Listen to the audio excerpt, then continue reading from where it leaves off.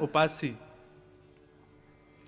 पंडरीनाथ भगवान का दर्शन करने जा रहे थे। तो दर्शन करने के लिए जब जा रहे थे तो देखा बड़ी भीड़ लगी है मंदिर में। तो बाहर उन्होंने अपनी चरण पादुका उतार दी, पदत्राण उतार दिए। अब चरण पादुका उतार करके जैसे ही लाइन में लगे दर्शन की में, तो बार बार उनकी दृष्टि जावे, मेरी चप्पल कोई ले तो नहीं जाएगा, मेरी पादुका कोई उठा तो नहीं ले जाएगा, अरे मेरी चप्पल ठीक है कि नहीं है। उनके मन में भाव आया, बोले अरे तुकाराम तू दर्शन करने जा रहा है विट्ठल भगवान का और मन में आ रही है चप्पल। तुकाराम जी लाइन तोड़ करके बाहर आ गए और आकर के अपना पटका खोला, पटका में चप्पल रखी और गांठ बांध के अपनी कमर से बांध ली। बोले पहन के नहीं जा सकते, कमर से बांध के तो जा सकता हूं।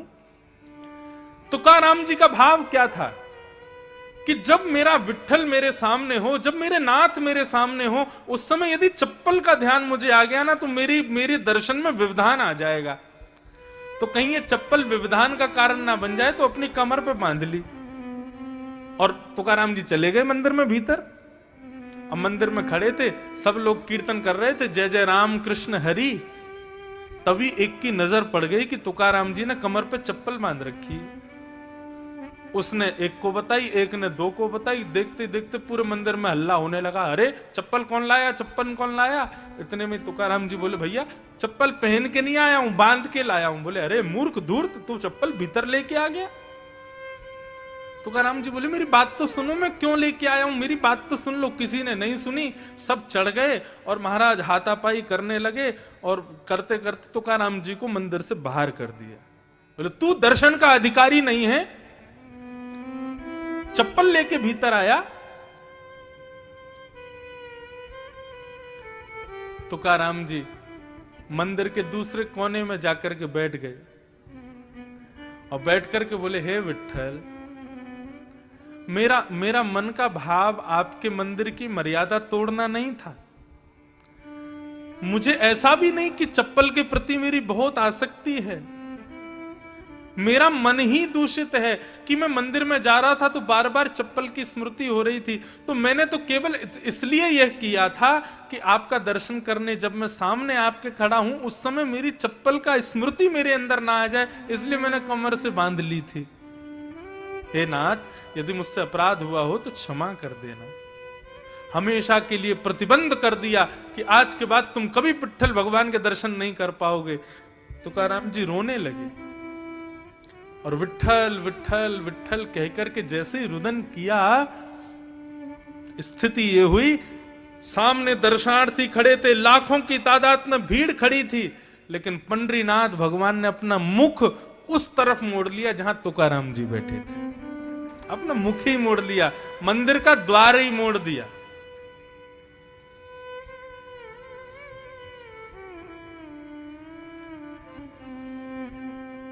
ठाकुर जी को सबसे प्रिय भोग, सबसे प्रिय प्रसाद, सबसे प्रिय सुगंधी, सबसे प्रिय आभूषण, सबसे प्रिय वस्त्र यदि कोई है तो वो केवल अपना भक्त है।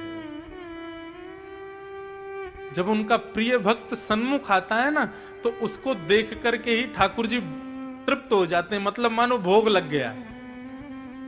जब उनका भक्त अपने नेत्रों से अश्रुपात करता है, ठाकुर जी मानो उसी से स्नान कर लेते हैं। जब उनका भक्त सामने खड़ा होकर के दोनों भुजाएं ऊपर करता है, मानो उसकी भुजाओं से ठाकुर जी इत्र लगवा लेते हैं। जब उनका भक्त दंडवत प्रणाम करता है, मानो उस भक्त के सारे विकारों को ही भोग रूप में ठाकुर जी पा लेते हैं। भक्त ही सर्वस्व है ठाकुर जी का। यदि कोई उसका अपमान करता है, कोई उससे बैर करता है, कोई उसको दूर रखता है, तो वो कितना भी बड़ा भक्त हो, ठाकुर जी उसको स्वीकार नहीं करते।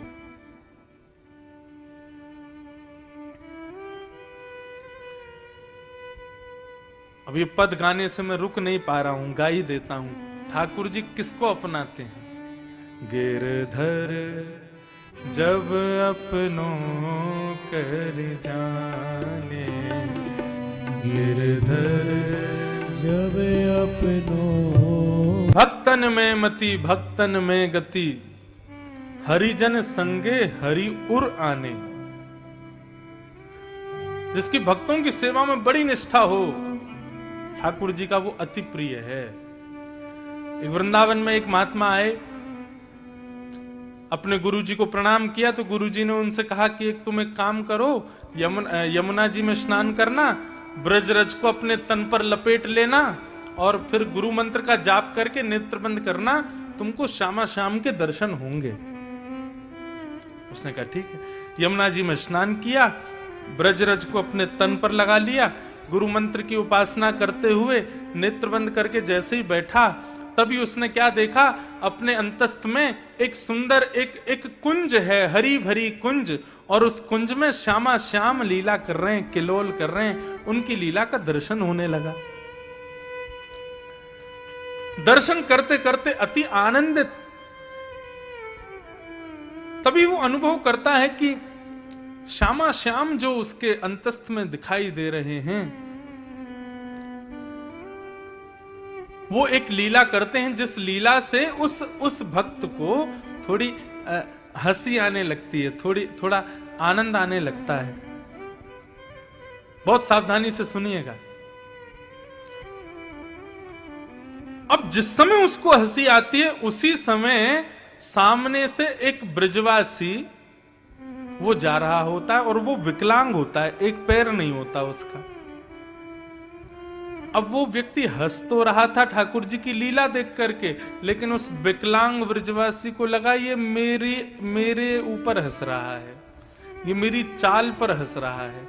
और स्थिति क्या हुई, जैसे उसके हृदय में आया कि ये मेरी चाल पर हंस रहा है, ऐसी भावना आते ही उसके हृदय से ठाकुर जी अंतर ध्यान हो गए। उसके हृदय से ठाकुर जी चले गए। अब वो बार बार आंख बंद करके देखे, बोले इतनी सुंदर लीला हो रही थी, इतना आनंद आ रहा था, श्यामा श्याम आपस में दोनों लीला कर रहे थे, बड़ी प्रसन्नता हो रही थी, अचानक से अंतर्ध्यान क्यों हो गए? नहीं समझ पाया। उसने फिर से जमुना स्नान किया, फिर ब्रजरज को तन से लगाया, गुरु मंत्र की माला जप करके फिर नेत्र बंद किए। कुंज तो दिख रहा है, आवाज तो ठाकुर जी की आ रही है, किशोरी जी हंस रही हैं, श्याम सुंदर लीला कर रहे हैं, ये सब अनुभव तो हो रहा है, लेकिन ठाकुर जी दिख नहीं रहे। अति व्याकुल 3-4 दिन तक जब उसको दर्शन नहीं हुए, दौड़ करके अपने गुरुदेव के पास गया। बोले गुरुजी, एक दिन ऐसे ऐसे लीला हो रही थी, ठाकुर जी ने ऐसी लीला की कि मुझे जोर से हंसी आने लगी, मैं हंसने लगा। अचानक पता नहीं क्यों फिर श्यामा श्याम अंतर ध्यान हो गए, उनकी आवाज आ रही है, चलने की नूपुरों की ध्वनि आ रही है, कुंज दिख रही है, लेकिन ठाकुर जी नहीं दिख रहे। गुरुदेव मुस्कुराए और बोले, तुमसे कोई भक्त अपराध तो नहीं हुआ? बोला नहीं भगवान, मैं क्यों अपराध करूंगा, मैं तो अपने सामान्य भाव से केवल स्नान करके ब्रजरज लगा करके केवल ठाकुर जी का स्मरण कर रहा था, इसमें भक्त अपराध क्या? बोले जब तुम हंस रहे थे, हंस करके तुमने जब नेत्र खोले तो आसपास कोई था क्या? उसने बताया, बोले कि हाँ एक व्यक्ति था, लेकिन थोड़ा दूरी पर था, एक विकलांग था, वो जा रहा था, शायद ब्रजवासी था। गुरुदेव समझ गए। बोले बेटा, तुम हंस रहे थे ठाकुर जी की लीला देख करके, लेकिन उसको लगा तुम उसकी दुर्बलता पे हंस रहे हो, और इसी भक्त अपराध की वजह से ठाकुर जी तुम्हारे हृदय को छोड़ के चले गए। अब आप विचार करो, जानबूझ के भक्त अपराध करने का तो जाने क्या ही फल देंगे ठाकुर जी, बिना जानबूझ के किया तो ठाकुर जी ने हृदय छोड़ दिया उसका। चरणों में गिर गए, बोले भगवान अब मैं क्या करूं, कब आएंगे ठाकुर जी मेरे हृदय में पुनः? महात्मा ने बताया, बेटा बहुत लंबा अब कार्य तुझको करना पड़ेगा। बोले क्या? बोले 1 महीना पर्यंत वृंदावन की परिक्रमा में बैठ करके जितने लोग वहां से गुजरे सबसे प्रणाम करके सबसे क्षमा मांगना।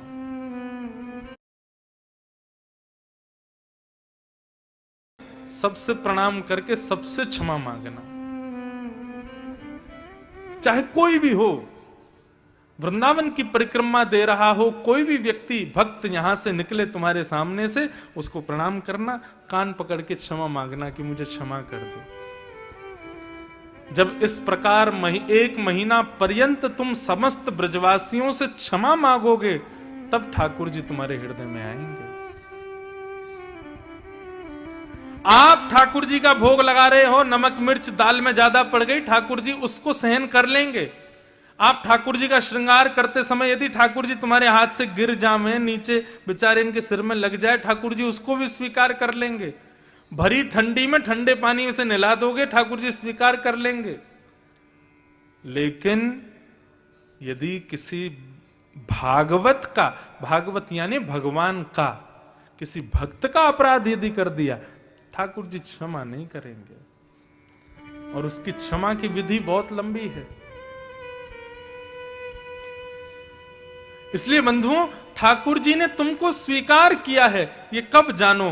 कथा में और भगवान के भक्तों में जब रति हो जाए तो समझना ठाकुर जी ने स्वीकार किया है। कई लोग बोलते हैं ना मेरे पास आके, महाराज जी हम ना हर महीने सालासर जी जाते हैं, महाराज जी हर 2 महीने में गिरिराज जी परिक्रमा लगाने जाता हूं, महाराज जी मैं हर साल बद्रीनाथ जाता हूं, महाराज जी मैं हर साल 4 धाम करके आता हूं। मुझे ज्यादा प्रशंसा नहीं होती, लेकिन कोई कहता है ना, महाराज जी हर महीने मेरे यहाँ कोई भगवान के दिव्य भक्त आते हैं, संत आते हैं, आके प्रसाद पाते हैं, मेरे यहाँ की सेवा देख के प्रसन्न होते हैं, मुझे बड़ी प्रसन्नता होती है। क्यों? बाकी लोग तो तीर्थों के पास जाते हैं, लेकिन उसके यहाँ तो घूमते फिरते संत ही तीर्थ लेके आ जाते हैं।